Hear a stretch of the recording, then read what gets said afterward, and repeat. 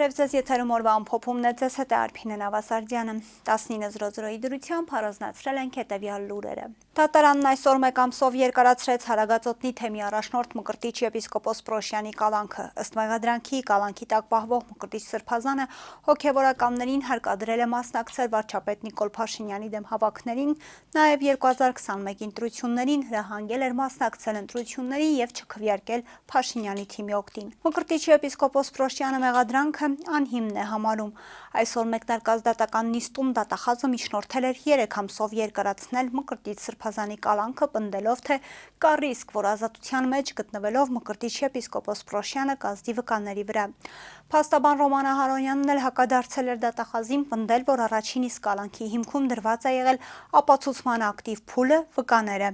Հիմա երբ գործը դատարանում է, տեսնում ենք, թե ինչ ապացույցներ են մեղադրանքի կողմը խաբել է դատարանին, թե գործ ունեն անելու կորսում են կալանքը։ Սրբազանն ապօրինի կալանքի տակ է, դատակոչված չէ ոչ մի վկա, ուր են այդ վկաները, նշում էր փաստաբանը, շեշտելով կալանքն անհապաղ ենթակա է վերացման։ Դատարանը մեկ ամսով երկարացրեց Տեր Գարեգին Քահանա Արսենյանի տնային կալանքը։ Դատարանը թույլատրեց քահանային մասնակցել պատարակներին, բացառելով շփումն այլ անձանց հետ։ Տեր Գարեգինը մեղադրվում է Մկրտիչ Սրբազանին օժանդակելու համար։ Նա մեղադրանքը չի ընդունում։ Բարերար Սամվել Կարապետյանը, ով ներկայումս գտնվում է տնային կալանքի տակ, ուղերձ է հղել։ Ուղերձում Կարապետյանը նշել է. անցած ամիսներին առաջ եկած երկու կարևոր հանգամանք կա, որոնց մասին ցանկանում է խոսել։ Նախ սկսվեց փոքրիկ խմբակի բացահայտ տապալումը։ Ապացուցվեց այն, ինչի մասին խոսում էինք վաղուց։ Հայի ոգին ու հայի հավատը հնարավոր չէ կոտրել, որքան էլ որ հմուտ ու անարժեք լինեն փորձողները։ Հայերիս հնարավոր է ճնշել ու հալածել, բայց հնարավոր չէ դավանափոխանել բառի ամենալայն իմաստով։ Իրենց այս պարտությունը ու հայ ժողովրդի այս հաղթանակը պետք է գալիք ընտրություններին մինչև վերջ հասցնենք, սկսելով մեր հայրենիքի վերածնունդը։ Երկրորդ հանգամանքը անցած ամիսների իրադարձությունները թույլ տվեցին բոլորին ներսում թե դրսում վերջապես տեսնել ու հասկանալ, որ փոքրիկ խմբակի ուզածը մեկ բան է, ընդամենը մեկ բան՝ մնալ իշխանության։ Մնացածը սուտ խոսքեր են, մնալ իշխանության ամեն գնով, իշխել թքած ունենալով ազգային ու պետական արժեքների, շահերի, մեր ու մեր երեխաների արժանապատիվ ապագայի հեղինակության վրա, ասել է Կարապետյանը, վստահություն հայտնելով, որ միասին հետևողական աշխատանքով մեր հասարակությանը համախմբելով թույլ չեն տալու այդ ամենը։ Կարապետյանը նշել է նաև, որ երաշխավորում է իր տնտեսական ծրագրի 5 կետեր իրագործումը, 300,000 նոր աշխատատեղեր, մասնավորապես մարզերում, 0 հարկ, փոքր բիզնեսի համար 20% էժան դեղորայք, բոլորի համար, բերքի երաշխավորված մթերում գյուղերում 20,000 մատչելի բնակարան պետական աջակցությամբ, ժամանակը մոտ է, անելու ենք մեր ձևով։ Ուղերձն այս բառերով է եզրափակել բարերարը։ Սյունիքի մարզի Շիկաղող պետական արգելոցում անտառապահպանման աշխատանքներ հնարավոր կլինի իրականացնել, երբ Ադրբեջանի հետ այդ հատվածում սահմանազատում կիրականացվի։ 2025 թվականի աշխատանքների ամփոփիչ ասուլիսի ժամանակ այս մասին նշեց շրջակա միջավայրի նախարար Համբարձում Մաթևոսյանը։ Մամուլում պարբերաբար ահազանգներ են լինում այն մասին, որ Սյունիքի մարզում Շիկաղողի արգելոցի տարածքում ադրբեջանական կողմը մասսայական ծառահատումներ է անում իր դիրքերի ամրաշինական աշխատանքների եւ ճանապարհների բացման համար։ Այդ նպատակով մոտ 60 հեկտար անտառ է հատվել, կտրվել է առնվազն 14,000-ից 16,000 մետր խորանարդ փայտանյութ։ Մաթևոսյանի խոսքով բնապահպանական հարցերը եղել են, կան ու կլինեն կառավարության եւ իր ղեկավարած նախարարության առաջնային խնդիրներից մեկը, սակայն կա շատ ավելի կարևոր օրակարգ՝ խաղաղության օրակարգը։ Այս տեսանկյունից հարցին պատասխանելով ասեմ, երբ կավարտվեն սահմանազատման հանձնաժողովի աշխատանքները եւ սահմանազատում կլինի առնվազն այդ տարածքում, ապա հնարավորություն կունենանք ամբողջական պատկերը վերհանելու, քննարկումներ կազմակերպելու։ Ես հույս ունեմ, որ արդեն խաղաղության պայմաններում մենք կունենանք հնարավորություն հարևան երկրի հետ իրականացնելու անտառապահպանման աշխատանքներ սահմանամերձ հատվածներում, հայտարարեց նախարարը։ Տիգրան Ավինյանը դժգոհ չէ Երևանում իրականացված ձնամաքրման աշխատանքներից, այս մասին նա ասել է քաղաքապետարանի այսօրվա գործակարգավարական խորհրդակցության ժամանակ։ Ինչ վերաբերում է ընդհանուր առմամբ մեր կատարած աշխատանքներին, հաշվի առնելով եկածյան ծավալը եւ իրականացրած աշխատանքը, կարող եմ համարել բավարար։ Լավ համարել չենք կարող, որովհետեւ ունեցել են կոնկրետ օրեր խնդիրներ, բայց բավարար կարելի է համարել, որովհետեւ մեր ճանապարհները ինտենսիվ 24-ից 36 ժամ ձյուն գալուց հետո ամբողջությամբ անցանելի են եղել, խնդիրներ խնդիրները ամբողջությամբ վերացված են եղել։ Հիմա պետք է աշխատենք, որ այդ ժամանակը կրճատենք, նույնիսկ եթե ձյունը գալիս է ցերեկային ժամերին, մենք պետք է կարողանանք այնպես անել, որ միջինացված ժամանակը էականորեն կնվազի,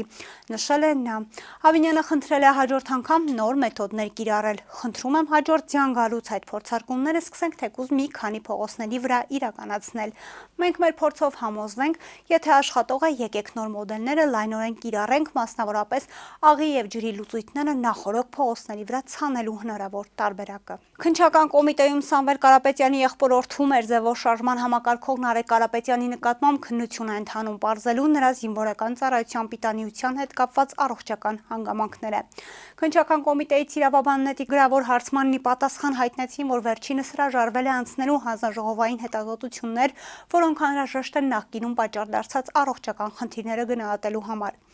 Հայաստանի Հանրապետության քննչական կոմիտեի զինվորական քննչական գլխավոր վարչության հատկապես կարևոր գործերի քննության վարչությունում 2003 թվականի ապրիլի 18-ին ընդունված Հայաստանի Հանրապետության քրեական օրենսգրքի 327-րդ հոդվածի երկրորդ մասի երկրորդ կետով համապատասխանում է գործող Հայաստանի Հանրապետության քրեական օրենսգրքի 461-րդ հոդվածի երկրորդ մասի երկրորդ կետին եւ 38-ից 327-րդ հոդվածի երկրորդ մասի երկրորդ կետով համապատասխանում է գործող քրեական օրենսգրքի 46-ից 461-րդ հոդվածի երկրորդ մասի երկրորդ կետին նախաձեռնված քրեական վարույթի նախաքննությամբ պարզվել է, որ Կենտրոնական բժշկական հանձնաժողովի եզրակացությամբ Նարեկ Կարենի Կարապետյանը ճանաչվել է ոչ պիտանի խաղաղ ժամանակ զինվորական ծառայության համար, պիտանի է զինվորական ծառայության համար սահմանափակումով պատերազմական ժամանակ եւ զինապահության մասին Հայաստանի Հանրապետության օրենքի 15-րդ հոդվածի երկրորդ կետի հիմքով հաշվառվել է պահեստազորում։ Նարեկ Կարապետյանի հնարավոր առողջական խնդիրների հետ կապված մի շարք հանգամանքներ պարզելու նպատակով քրեական վարույթում նշանակվել է հանձնաժողովային դատաբժշկական փորձաքննություն, որի շրջանակում վերջինս ներկայացել է փորձագետներին, սակայն հրաժարվել է պարտադիր ժամկետային զինվորական ծառայությունից ազատվելու համար նախկինում պատճառ դարձած առողջական խնդրի կապակցությամբ հետազոտություններ անցնելուց։ Քրեական վարույթի նախաքննությունը շարունակվում է, նշված է կոմիտեի պատասխանում։ Եվրոպայի խորհրդի խորհրդարանական վեհաժողովում Հայաստանի պատվիրակության ղեկավար ազգային ժողովի փոխոսնակ Ռուբեն Ռուբինյանն ընտրվել է վեհաժողովի փոխնախագահ։ Հայաստանին անցած քվոտայով ընտրվեցի ԵԽԽՎ փոխնախագահ։ Facebook-յան էջում գրել է Ռուբինյանը առանց մանրամասնելու։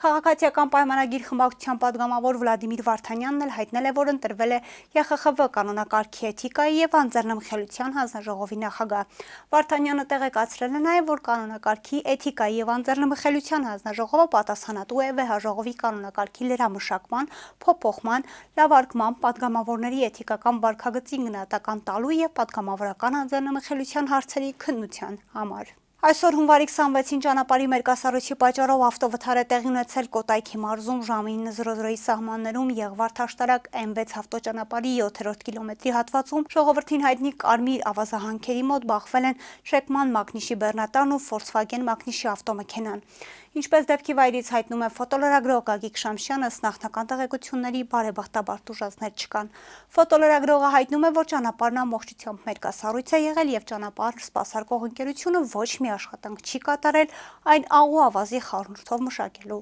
ուղղությամբ։ Կհանդիպենք վաղը, առողջ եղեք։